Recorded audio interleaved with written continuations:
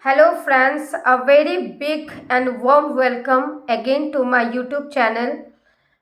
This is my second session with you, second interaction with you, and with all your blessings, with all your love, with God grace, and only because of my Guruji Anil Khanna sir, it is possible that there is so much of like, so much of subscription, so much of your love and affection in my first video, which again inspired me, influenced me, and encouraged me to come again, come back to you with the second topic of CPC.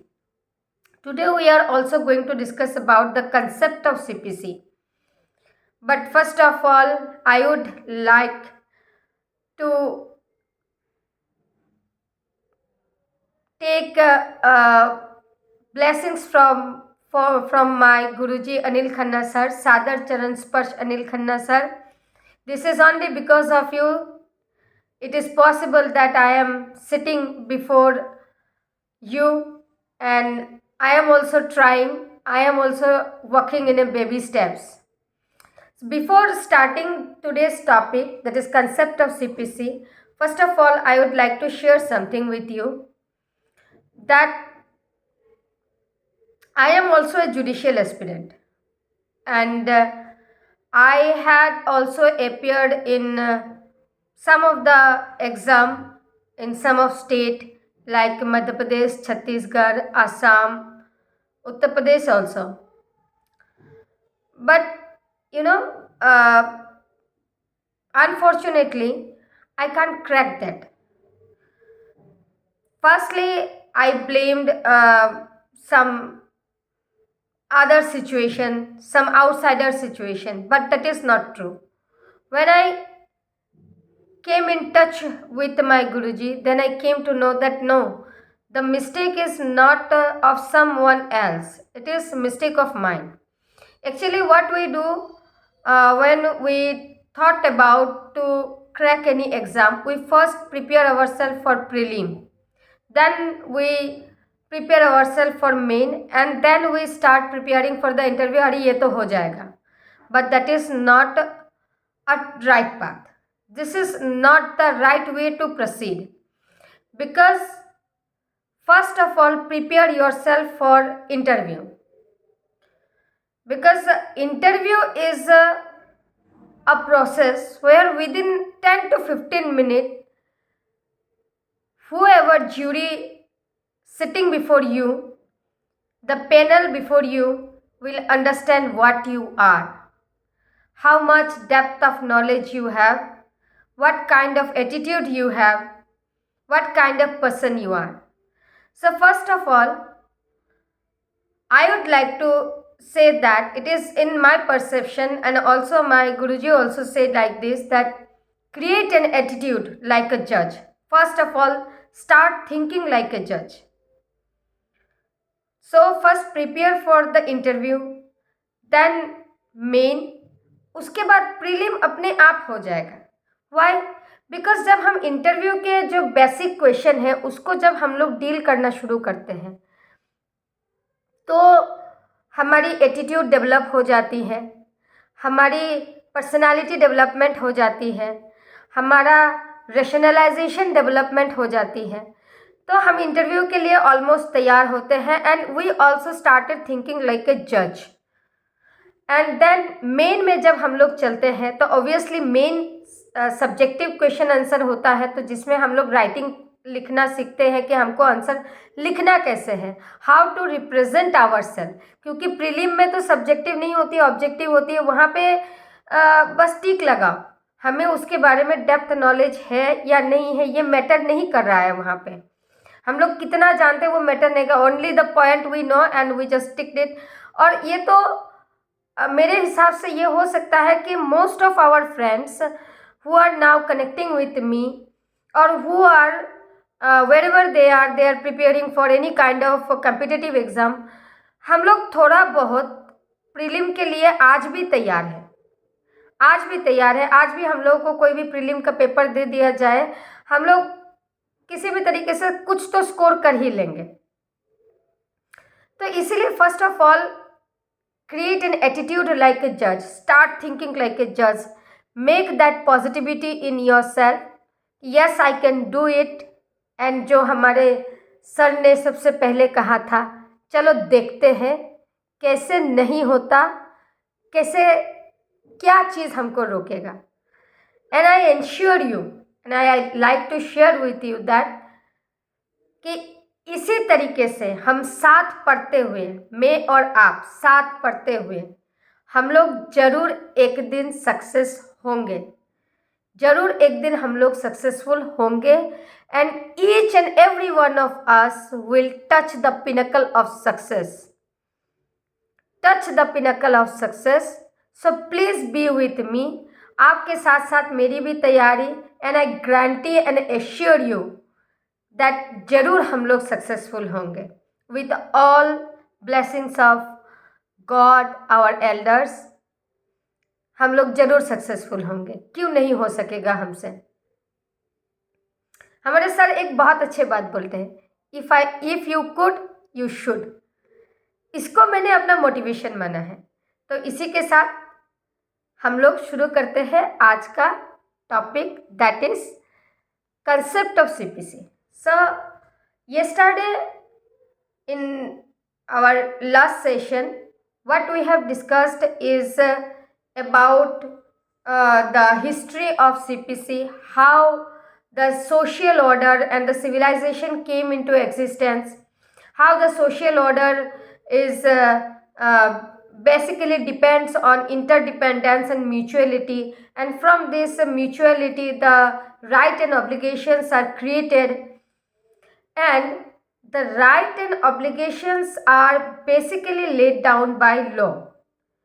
And most of the private right or civil right which is created by mutual interdependence, कि आप हमारे काम आओ, हम आपके काम आएंगे. ये जो क्विड प्रो क्वो रिलेशनशिप है, इसी के तहत बहुत सारे प्राइवेट राइट एराइज होती है, एप्लीकेशंस एराइज होती है. एंड ये इसी को ही सिविल राइट बोला गया है. सिविल राइट कोई अलग चीज़ नहीं है. Civil right is the private right, individual right. तो ये all the civil rights are basically arises from law, because law gives us this right, law gives us this individual right, this personal right और civil right, whatever we call it. And law enforce this right. हमारे पास right है, enforcement का तरीका नहीं है, तो क्या करेंगे? एनफोर्स कौन करेगा? लॉ ही एनफोर्स करेगा. जब लॉ ही हमको राइट दे रहे हैं तो हमारा एनफोर्समेंट कौन करेगा? लॉ करेगा.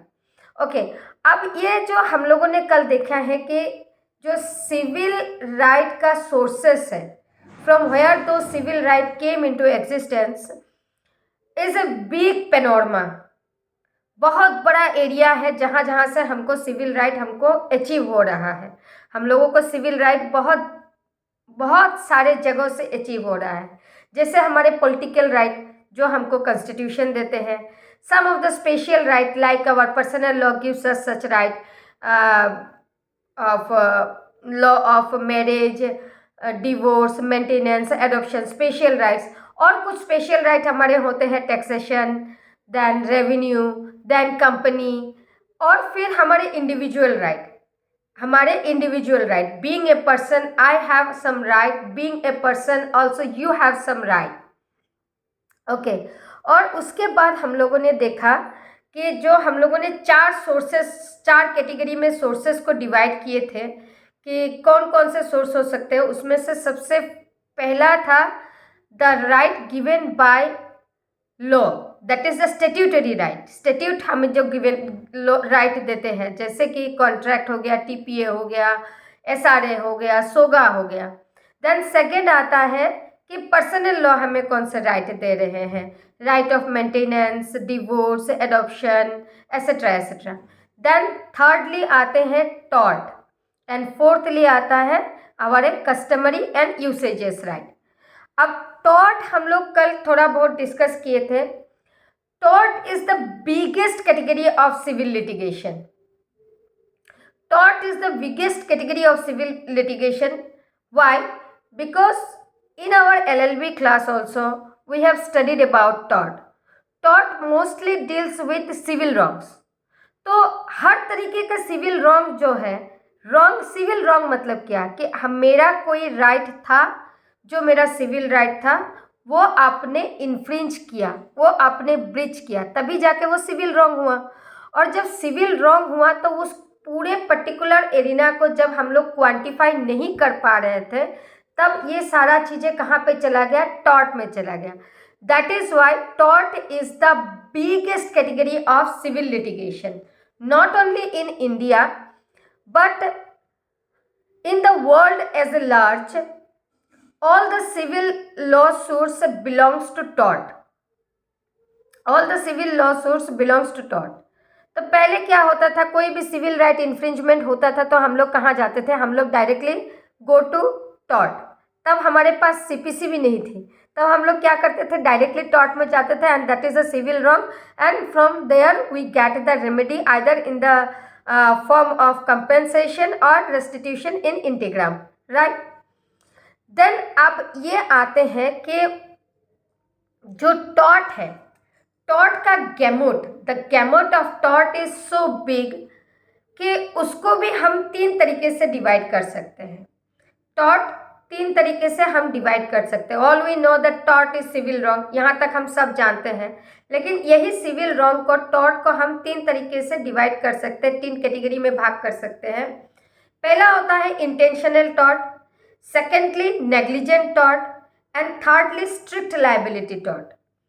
तो उसमें से इंटेंशनल टॉर्ट क्या होता है कि मुझे पता है कि ये गलत है, लेकिन फिर भी मैं वो इन्फ्रिंज कर देती हूँ।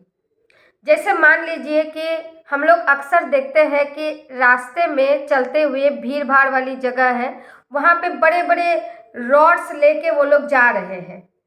ये गलत है, ये आप भी जानते हैं, हम भी जानते हैं। Even the people who are caring this, they also know that यहाँ पे इतने सारे पीपल हैं, इतने सारे गैदरिंग है कि यहाँ से हम लोहे की एक बहुत सारी जो सरिया लेके जा रहे हैं, ये गलत है, इससे किसी को चोट लग सकती है।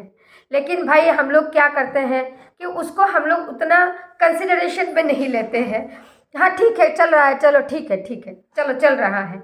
अक्सर तो कभी कभार ऐसे भी होते हैं कि वो लोग जो रॉड रखे हैं वो आइदर तो उनकी व्हीकल से बाहर आ गए हैं कि वो किसी भी गाड़ी को टच कर दे, किसी के नुकसान हो जाए, एक्सीडेंट हो जाए, ठोकर लग जाए, ये भी हो सकता है, लेकिन still they are caring with this and we the people are seeing this, और हम लोग कुछ नहीं करते हैं। That is intentional tort. मैं जानती हूँ वो गलत है, लेकिन फिर भी मैं वो इन्फ्रिंज कर रही हूँ, दैट इज़ इंटेंशनल टॉर्ट। अब अगर कोई बहुत बड़ा सा दुर्घटना घट जाए तब जाके हम उसमें एक्शन लेते हैं। दूसरा होता है नेग्लिजेंट टॉर्ट। नेग्लिजेंट टॉर्ट क्या होता है, ये सबसे कॉमन कैटेगरी है टॉर्ट की, कि मेरी कोई इंटेंशन नहीं थी लेकिन नेग्लिजेंटली हो गया। भाई आपने बेल बजाया, मैंने देखा नहीं, दरवाज़ा खोल दिया, आपके नाक में लग गई, टॉर्ट हो गई, सिविल रॉन्ग हो गया ना मेरा। आपने बेल बजाया, मैंने दरवाजा, या फिर आप मेरे सामने बात कर रहे थे, मुझे आपको कुछ देना था, मैंने शायद इतने ज़ोर से दे दिया कि आपको चोट लग गई, टॉर्ट हो गई, सिविल रॉन्ग। नेग्लिजेंटली, मेरी कोई इंटेंशन नहीं थी, there is no intention from my side to hurt you, but still negligently it hurts you, तो टॉर्ट हो गई। देन आता है स्ट्रिक्ट लायबिलिटी टॉर्ट, कि आपकी इंटेंशन थी नहीं थी, आप नेग्लिजेंट थे नहीं थे, उससे कोई फर्क नहीं पड़ता, आपकी स्ट्रिक्ट लायबिलिटी है। जैसे हम लोग पहले भी टॉर्ट में भी ये एक एग्जाम्पल हम लोग देखे थे कि कोई अगर कोरोसिव सब्सटेंसेस आप रखते हो तो उसको आपको संभाल के रखना चाहिए। अगर वहाँ से कुछ लीकेज होता है तो फिर उसके लिए आप स्ट्रिक्टली लायबल हो, जैसे कि भोपाल केस, ट्रेजेडी केस, ये हम देखे थे, जो स्ट्रिक्ट लायबिलिटी में ही आता है, स्ट्रिक्ट लायबिलिटी टॉर्ट में आती है। अच्छा, इसके बाद हम लोग पढ़े थे कि जो सोर्सेस ऑफ सिविल राइट है, सोर्सेस ऑफ सिविल राइट है, वो बेसिकली हम कुछ कैटेगरी में भाग कर सकते हैं कि पर्सनल लॉ तो हम सभी जानते हैं, प्रॉपर्टी लॉ है, लोकल एंड कस्टमरी लॉ है, and Obviously, Constitution also gives us the civil right. Constitution also gives us the civil right. इस civil right जो sources हैं हमको पर्सनल लॉ भी दे रहे हैं, प्रॉपर्टी लॉ भी दे रही है, लोकल एंड कस्टमरी लॉ भी हमको दे रहे हैं, and constitution also gives us the civil right. कल हम लोगों ने fundamental breach of fundamental right की बात की थी. ये breach of fundamental right is also breach of civil right, लेकिन उसके लिए हम लोग सीपीसी में नहीं जाते हैं. Why? Because the constitution gives us the privileges that we can directly go to the supreme court और the high court under article 32 and 226. अब हम लोग आते हैं कि इन ब्रॉड एस्पेक्ट, मोटा मोटी तरीके से ब्रॉड एस्पेक्ट हम लोग लॉ को दो तरीके से डिवाइड कर सकते हैं, टू टाइप्स में डिवाइड कर सकते हैं. एक हो गया पब्लिक लॉ और एक हो गया प्राइवेट लॉ. तो yesterday also we have discussed about that that public law क्या होता है. पब्लिक लॉ वो लॉ है जो डील करता है किस टाइप के रिलेशन से, जहाँ पे इंडिविजुअल के साथ पब्लिक का रिलेशन है, मतलब स्टेट या गवर्नमेंट का रिलेशन है, तब वो क्या हो जाता है, पब्लिक लॉ के डोमेन में चला जाता है. प्राइवेट लॉ क्या है? Private law only deals with the relationship between an individual and an individual. ठीक, हम लोगों ने कल इंडिविजुअल का भी डेफिनेशन देखा था. इंडिविजुअल क्या होता है कि individual two types of individual we have discuss that. एक तो होते हैं कि प्राइवेट इंडिविजुअल जैसे आप और मैं, और एक होता है juristic individual. Juristic individual that is who are not made with blood and flesh, but the law gives them the status of a person, juristic person. ठीक, अब person is nowhere defined in CPC. CPC में कहीं पे भी person को define नहीं किया गया है, but section 11 of IPC define persons, but whether it is defined or not in CPC, but the connotation of person is very clear in law, is very clear in law. Okay, अब हम लोग चलते हैं कि जो हमारा right है, whether it is a civil right or a right which is given by criminal law, ये हमारे कौन से डोमेन में आएगा, मतलब पब्लिक लॉ में आएगा कि प्राइवेट लॉ में आएगा. तो बेसिकली क्या होता है कि जो सिविल राइट है, तो जैसे सिविल राइट है इन्फ्रिंज होता है तो हम लोग सूट दाखिल करते हैं प्लेंटिफ वर्सेस डिफेंडेंट.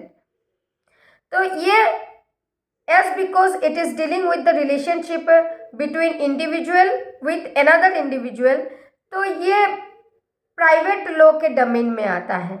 लेकिन जो क्रिमिनल लॉ है, as because yesterday also we have discussed with about it that the criminal justice system is started by state, because criminal right जब कोई राइट हमको दिया गया है which is given by any criminal law and which is infringed, तब क्या होता है, वो ऑफेंस होता है. एंड ऑफेंस कभी भी एक पर्सन के अगेंस्ट नहीं होता है, it is public at a general. That is Y state represent the criminal justice system. जब हम लोग क्रिमिनल एक्शन लेते हैं तो स्टेट वर्सेस XYZ ऐसे लिखते हैं. ओके, तो ये पब्लिक लॉ के डोमेन में आता है. ठीक है, एंड अब क्या होता है कि जो हमारे सिविल राइट है that can be differentiated from criminal law which given us the right which are civil right can be differentiated from the right given by any criminal law. हम लोग डिफरेंशिएट कर सकते हैं उस राइट को. Property law का right और IPC में हमारे पास जो राइट दिए हुए हैं उसमें हम डिफरेंशिएट कर सकते हैं कि कहाँ से हमारा अलग है, कि भाई किसी को हम चाकू नहीं मार सकते, किसी का हम दांत नहीं तोड़ सकते, और मेरे पास भी ये राइट है कि कोई मेरा दांत ना तोड़े, कोई मेरा मुंह हाथ पाँव ना तोड़े, या कोई मेरे को अत्याचार ना करे। तो ये राइट मेरे पास भी है। ये राइट हमको कौन देता है? ये राइट हमको दे रहा है क्रिमिनल लॉ। लेकिन जब हम लोग सिविल लॉ के राइट की बात करते हैं तब कैसा राइट आता है? अगर मैं प्रॉपर्टी लॉ की बात करूं कि हाँ ये मेरी प्रॉपर्टी है और मेरी राइट है कि if I have a legal position and ownership on that property, तो मैं इस प्रॉपर्टी में रह सकती हूँ और इस प्रॉपर्टी को मैं अपने हिसाब से as per my convenience I can sell it, I can mortgage it, I can rent it. तो ये मेरी सिविल राइट है और क्रिमिनल राइट अलग हो गए। That is the differentiate, we can differentiate a civil right and the right given by any criminal law, right. अब हम लोग जब ये बात कर रहे हैं कि पब्लिक लॉ के डोमेन में क्रिमिनल लॉ के राइट्स आते हैं and the rights which are civil right is come under the domain of public private right, तो यहाँ पे हम लोग दो टाइप के जस्टिस सिस्टम की बात कर रहे हैं, एक क्रिमिनल जस्टिस सिस्टम, एक सिविल जस्टिस सिस्टम। अब कोई भी जस्टिस सिस्टम हो, दोनों जस्टिस सिस्टम का प्रोसीजर अलग है। क्यों? ये हम लोगों ने कल डिस्कस भी किया था कि एक जगह में हम लोग कुछ 1000 रुपये लेके या दे के या रेस्टिट्यूशन इन इंटीग्राम करके आपको छोड़ दे रहे हैं, और एक जगह में ऑफेंस है तो ऑफेंस के हिसाब से we can take the life of the accused, even law gives us the power to take the life of the accused। तो प्रोसीजर ऑब्वियसली हमारे अलग हो गए कि सिविल एक्शन में हमारे प्रोसीजर अलग हो गए और क्रिमिनल एक्शन में हमारे प्रोसीजर अलग होंगे। भाई बहुत अलग चीज़ है। एक में हमारी रेमेडी देखो, एक में हमारी रेमेडी क्या है? Only compensation or restitution in इंटीग्राम, और एक में हमारी रेमेडी क्या है कि हम उसको पनिशमेंट देंगे। He has to suffer, the accused has to suffer। Even the law gives us the authority, the law gives us the power to take the life of the accused if it is a heinous crime, right? अब justice system की जो बात कर रहे हैं तब पहले हम लोग समझते हैं कि what is a justice system. Justice system क्या है? Justice system is that system which gives relief for infringement of right laid down by the statute। Again I am repeating, justice system is the system which give relief for infringement of right laid down by the statute। इसका मतलब क्या बोल रहा है कि justice system क्या है? Justice system वो सिस्टम है जो हमको रिलीफ प्रोवाइड करता है। कब रिलीफ प्रोवाइड करता है? जब हमारा राइट infringement होता है, when there is any infringement of right, whether it is a civil right or any kind of right given by any criminal law, जब हमारा infringement हो रहा है तब ये जस्टिस सिस्टम हमको रिलीफ प्रोवाइड करेंगे, ठीक। और ये रिलीफ जो प्रोवाइड करेंगे कैसे प्रोवाइड करेंगे? अपने मन से थोड़ी कर देंगे, no, as laid down by the statute. Statute में जैसे लिखा हुआ है उसी हिसाब से हमको रिलीफ दिया जाएगा। अब ऐसा थोड़ी है कि अपने मन का आप रिलीफ मांग कर लो, थोड़ा सा कुछ हुआ आप बहुत कुछ मांग ले रहे हो और आपके हिसाब से हम आपको रिलीफ दे रहे हैं, तब तो फिर एनार्की हो जाएगी भाई। तब तो फिर जस्टिस सिस्टम की ज़रूरतें नहीं है। आपको जो मन चाहे आप रिलीफ क्लेम कर लो, चाहे कुछ भी आपका छोटा सा इन्फ्रिंजमेंट हुआ है आप कुछ भी रिलीफ क्लेम कर लो, सिविल एक्शन हुआ है क्रिमिनल एक्शन में रिलीफ क्लेम कर लो, तो ये भी तो नहीं हो सकता। That means there is some boundation and the boundation is created by the statute. तो जस्टिस सिस्टम क्या है? That system which gives us relief for infringement of right, any kind of right, whether it is a civil right or any kind of right given by any criminal law as laid down by the statute। अब एक बहुत important point पे हम लोग आ रहे हैं, and I request each and every friend of mine who are listening me, please be with me, please make your notes, please have a pen and paper कि हम इसको लिख सकें कि चाहे किसी भी तरीके का जस्टिस सिस्टम हो, whether it is a criminal justice system और whether it is a civil justice system, there is a golden thread which is there in any kind of justice system. अब ये golden thread क्या है? ये golden thread है principle of natural justice. Principle of natural justice is the most important basis of any kind of justice system. Why?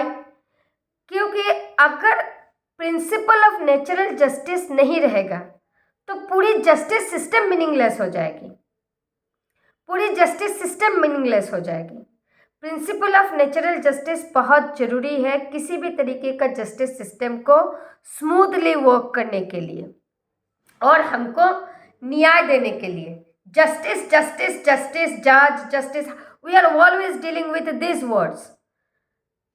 तो इसका मतलब खाली थोड़ी ये है कि हम जस्टिस जज बन जाएंगे। जस्टिस जस्ट सबको बराबर का मिलना चाहिए। थोड़ी एक तरीके का बयास लेके चलेंगे कि भाई हाँ ये ऐसा है ऐसा है ऐसा, एक किसी का कहानी लेके थोड़ी चलेंगे।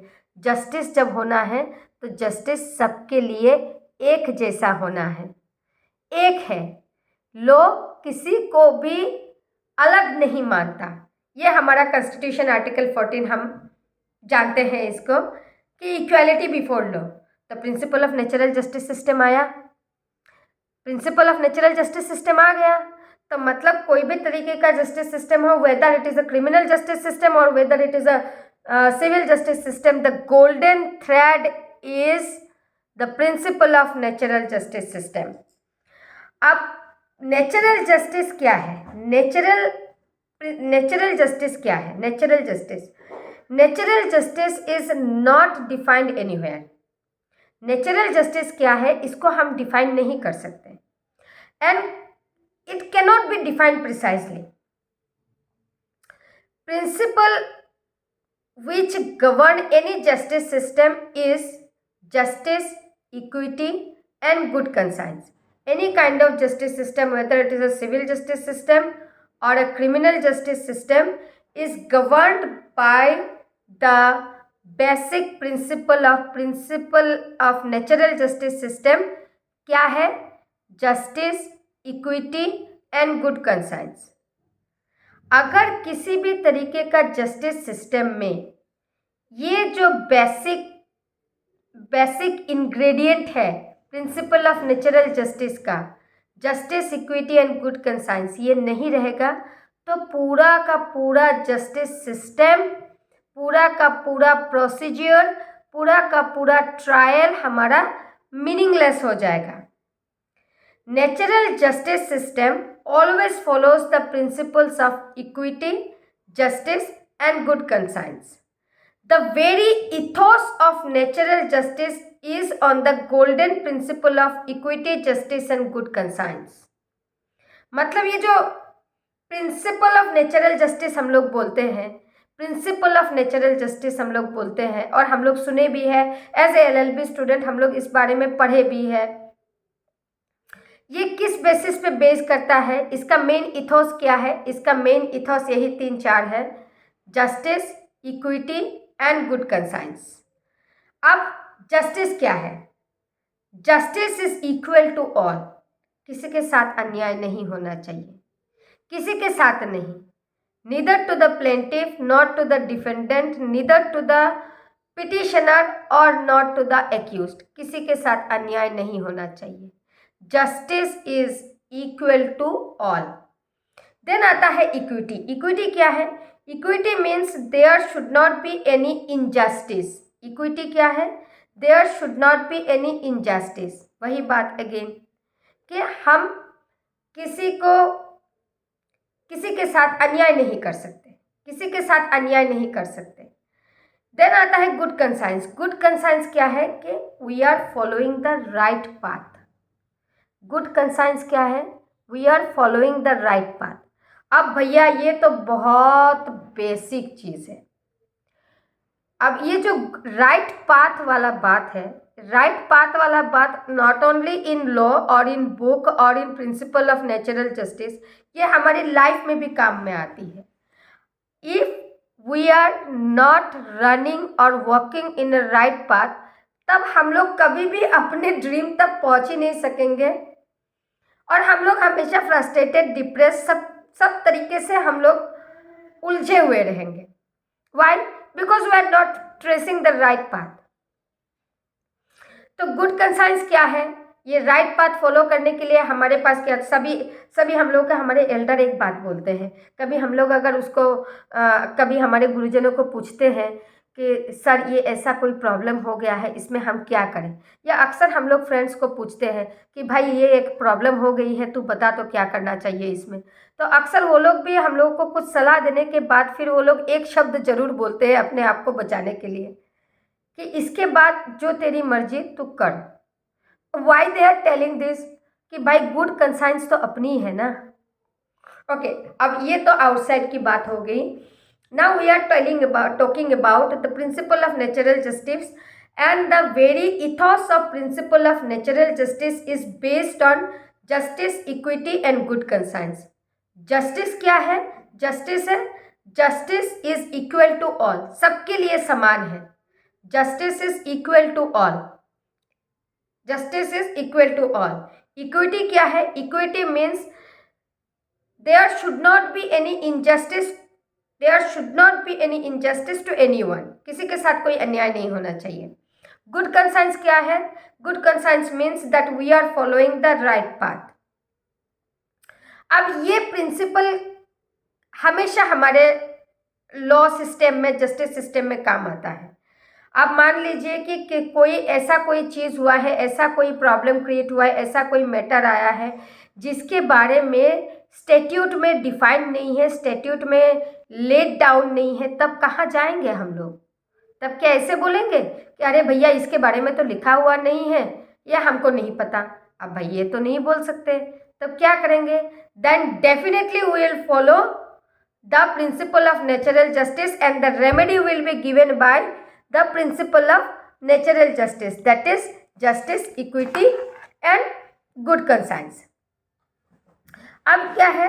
Natural justice crystallises as law. पहले ही, बहुत पहले से ही नेचुरल जस्टिस सिस्टम था। नेचुरल जस्टिस सिस्टम जब धीरे धीरे सोशल ऑर्डर, सिविलाइजेशन ये सब हुआ, तो natural justice system, that is justice, equity and good conscience जो है, यही धीरे धीरे क्रिस्टलाइज होके लॉ के रूप में आज स्टैट्यूट में, किताब में लिखे हुए हमको मिलते हैं। ठीक, अब क्या है कि नेचुरल जस्टिस का हम लोग कुछ अगर रूल देखें, प्रिंसिपल ऑफ रूल देखें, पहला, no person can condemn be heard, no person can condemn be heard. Then no decision should be given unheard, कि आप किसी को बिना सुने, उसके विरुद्ध या वहाँ पे उसको बिना सुने आप कोई डिसीजन नहीं दे सकते। जो हम लोग पढ़ते हैं ऑडियो अल्टेरम पार्टेम, कि आप किसी को बिना सुने उसके लिए कोई आप डिसीजन नहीं दे सकते। आपको किसी ने आके बोला, आपने एक पक्ष का सुना और आपने अपना दिमाग बना लिया, तो ये तो बायस हो गई भाई।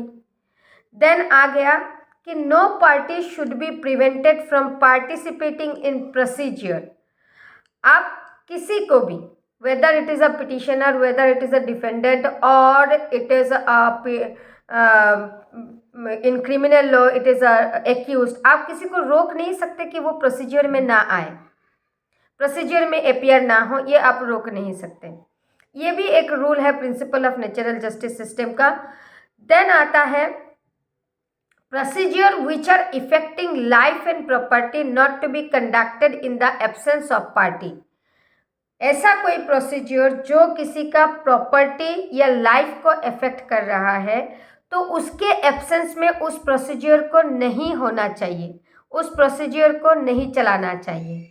अगर आप किसी का लाइफ या प्रॉपर्टी इफेक्ट कर रहे हैं, आपका डिसीजन किसी का लाइफ या प्रॉपर्टी इफेक्ट कर रहा है, आपका प्रोसीजर किसी का लाइफ या प्रॉपर्टी को इफेक्ट कर रहा है, then the party should be present there. ठीक है, अब हम लोग चलेंगे कि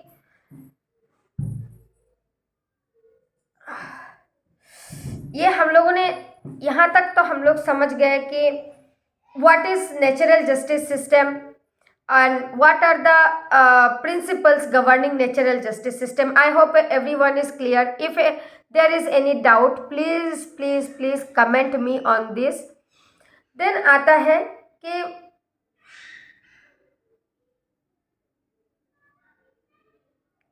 सिविल राइट का जब हम बात कर रहे हैं, सिविल और राइट का, अभी तक तो हम लोग राइट पे ही चल रहे हैं सीपीसी का कंसेप्ट है।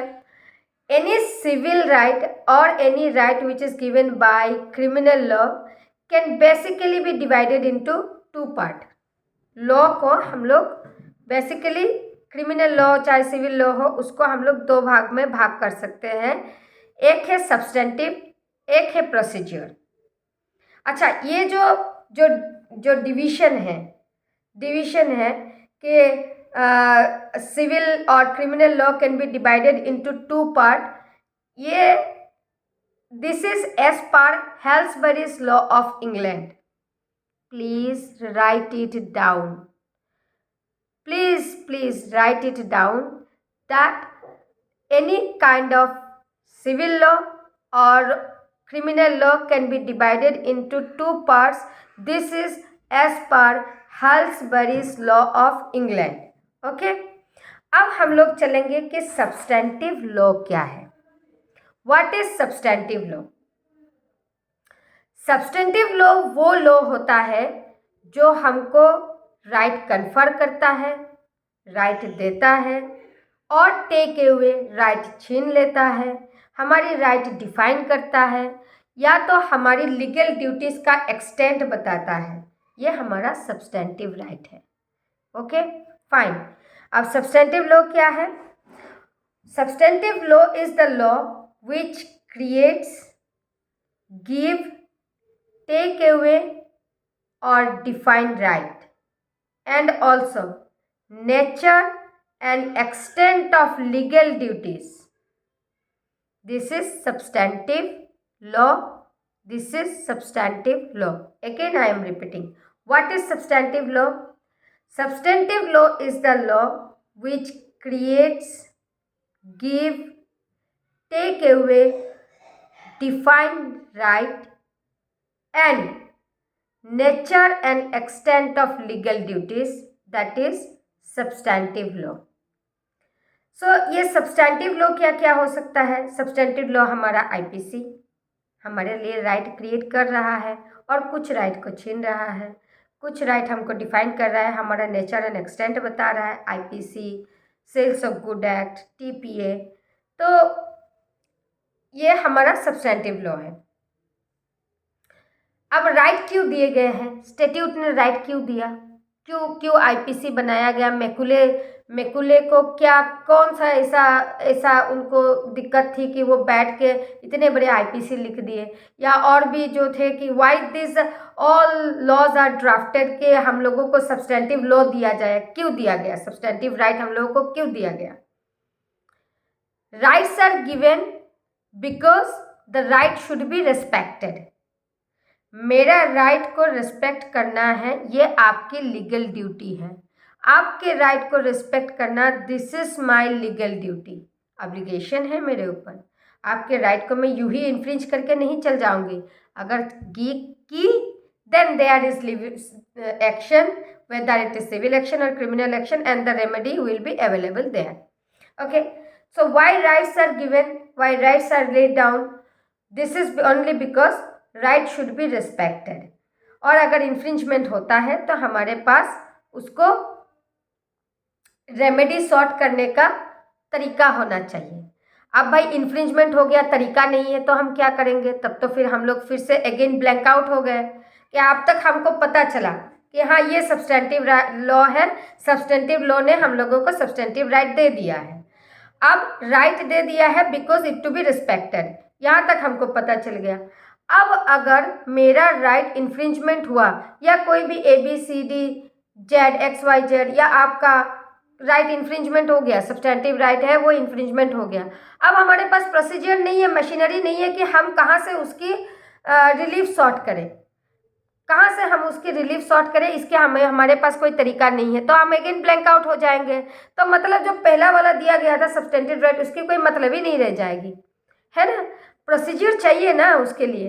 तो ये जो प्रोसीजरल लॉ है, ये प्रोसीजर बताता है when any right is infringed, where to go, how to seek relief and how to get relief. ये जो मशीनरी है, ये जो प्रोसीजर बताता है, यही हमारा प्रोसीजर लॉ है। तो प्रोसीजरल लॉ क्या है? द प्रोसीजर और the machinery of enforcement and practice of substantive right.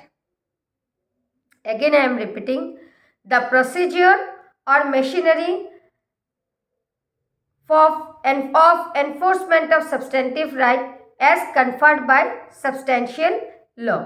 Substantial law ने जो हमको राइट दिया है, अगर उसका कोई ब्रीच हुआ है, उसका कोई इन्फ्रिंजमेंट हुआ है, तो जो मशीनरी है या जो प्रोसीजर है जिसको हम एनफोर्स करके उससे हम रिलीफ लेंगे, तब उसको प्रोसीजरल राइट बोल सकते हैं। ऐसे तो नहीं कि हम लोग कैसे भी चले जाए।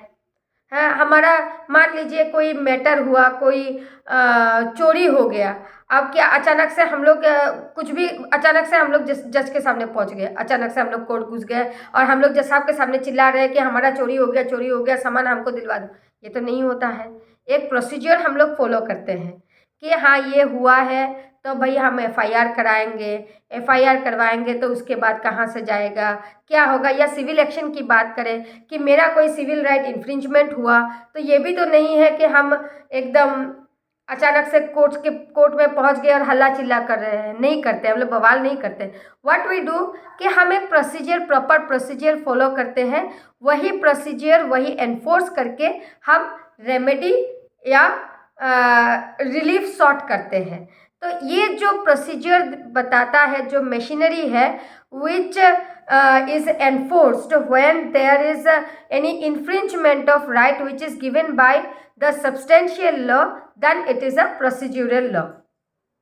ओके, अब एक क्वेश्चन आता है, अब यहाँ तक I think we all are clear कि सब्सटेंटिव लॉ और substantive right and procedural law क्या है, यहाँ तक हम लोग क्लियर हैं। अब जो सीपीसी और सीआरपीसी है, ये हमको प्रोसीजर के बारे में बताता है। कंट्रैक्ट ने हमारे लिए राइट क्रिएट कर दिया। The law of contract has created right for us और the property law has created right for us. अब इसका प्रोसीजर कौन बताएगा एनफोर्समेंट के लिए? सीपीसी बताएगा। आईपीसी सब्सटेंटिव लॉ है, इसने हमारे लिए, आईपीसी ने हमारे लिए राइट क्रिएट कर दिया है because it is a substantial law and the procedure is given in CrPC. तो सीपीसी और सीआरपीसी जो है ये हमको प्रोसीजर बता रहा है।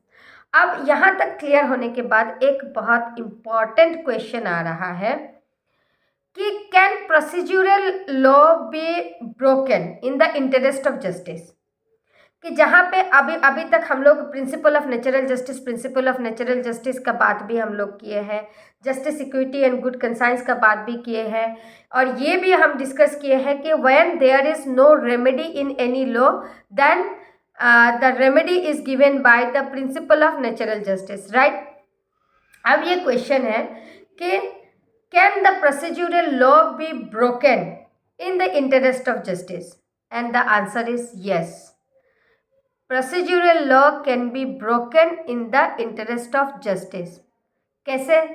बहुत टाइम हम लोग देखते हैं जब हम लोग कोर्ट में कोई पिटीशन फाइल करते हैं, अक्सर ये होता है, मेरे साथ तो भाई अक्सर ये इसमें हुआ है, जब हम लोग 125 सीआरपीसी दाखिल करते हैं तो उसमें आजकल मैंडेटरी है कि आप नेहा रजनीश का एफिडेविट के साथ लगाना होता है।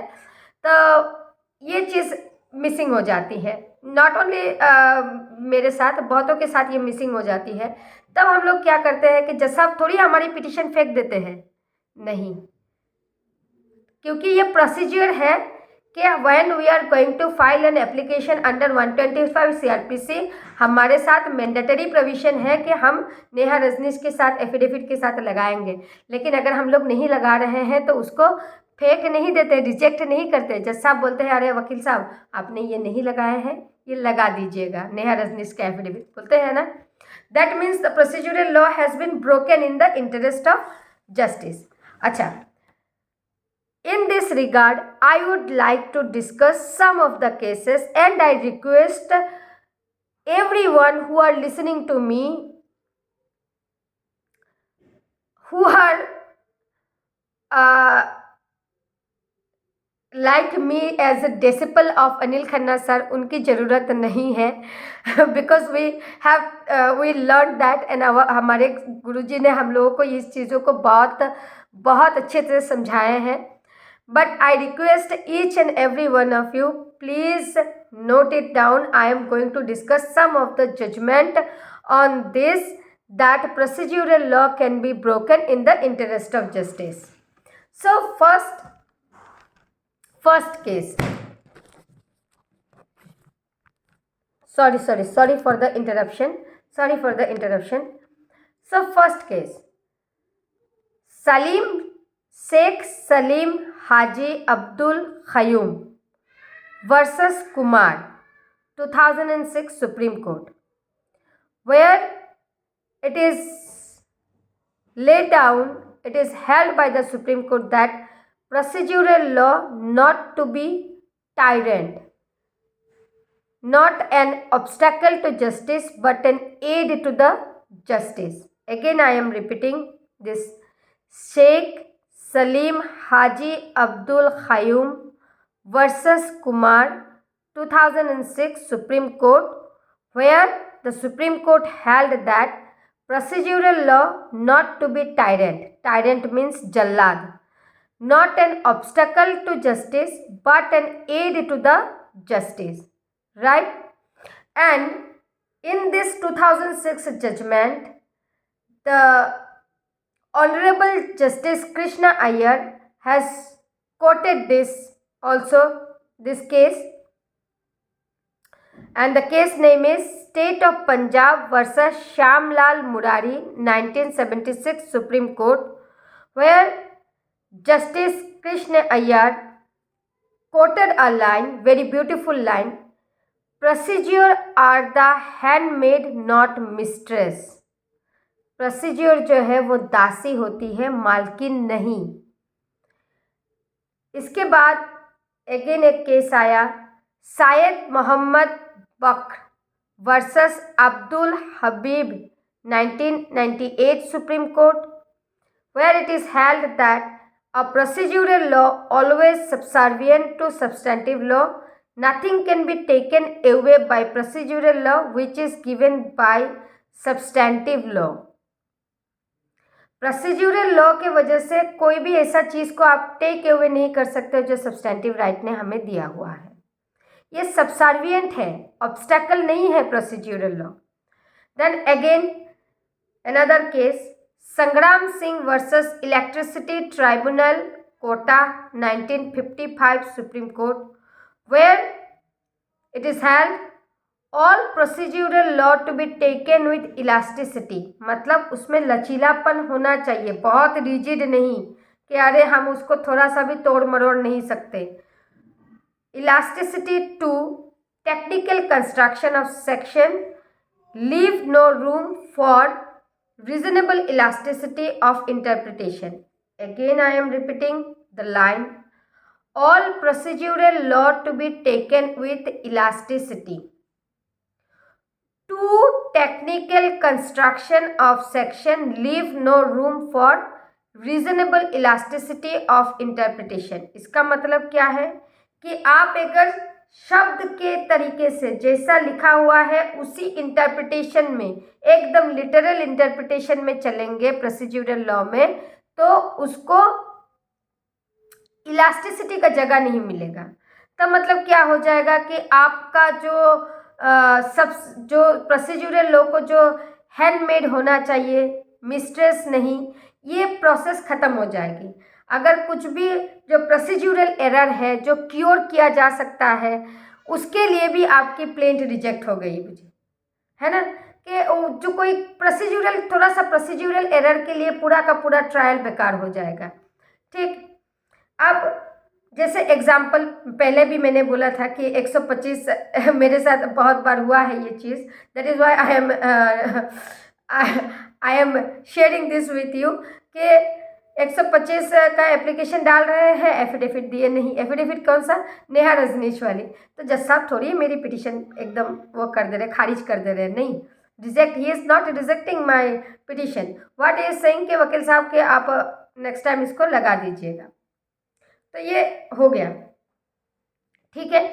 अब आते हैं हम लोग एक दूसरे जजमेंट में, which is Banwari Lal versus Balbir Singh 2015 supreme court, where it is held procedural laws are the handmaid of justice, condonation of delay to implement the legal representation is lawful। कभी कभी क्या होता है कि द प्लेंटिफ जिन्होंने लीगल एक्शन स्टार्ट किया था उनका डेथ हो गया था, तब हम लोग वो देते हैं, सब्स्टिट्यूशन एप्लीकेशन देते हैं। लेकिन अगर डिले हो जाता है तो कंडोनेशन डिले कंडोन करते हैं ना सर, जैसा आप लोग भी कंडोनेशन डिले कंडोन करते हैं। हाँ, तो अगर कंडोनेशन ऑफ डिले नहीं करेंगे तो लीगल रिप्रेजेंटेटिव को इम्प्लीट करने के लिए तो क्या होगा, ये भी टायरनी हो जाएगा, ये भी जल्लाद की तरह काम करेगा, तब ये प्रोसीड्यूरल लॉ जो है ये टायरेंट हो जाएगा। ठीक, so this much for today, and what ever the cases I have discussed today, please go through the lecture again and please write it down, and I assure you again कि आपके साथ चलते हुए मैं और आप साथ में आसमान छुएंगे, बहुत मज़ा आएगा। So please be with me. Thank you so much and good night.